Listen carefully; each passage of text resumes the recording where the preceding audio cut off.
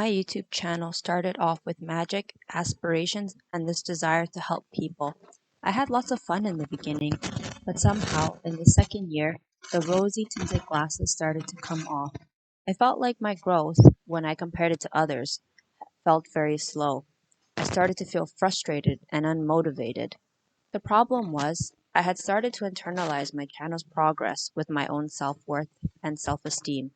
I became jealous of others' success. What once filled me with joy now filled me with anxiety and depression. This went on for about 2 years. During the coronavirus breakout, I had the strange opportunity to finally have some time for reflection. I decided to do research into what could be wrong with my channel. Turns out, almost everything. I had no mic, I used a low resolution camera, I only edited out any ums and spliced together the remaining footage. It was just mostly me sitting on the couch talking for 10 minutes straight. Rarely did I include a montage. I would spend all this time to brainstorm ideas, set up film and lights, and then edit. And I would feel jaded when my work wasn't recognized.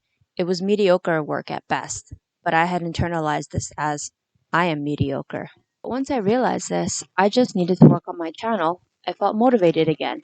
I felt like I could fix this. I also felt relief. I finally thought it wasn't me who was the loser. I was just turning out mediocre content. That's where I had gone wrong. I had been focused on the views and not the content.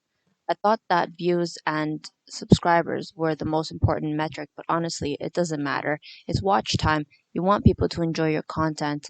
You want solid content. And that's when I decided I wanted to stop being a YouTuber, just turning out video after video.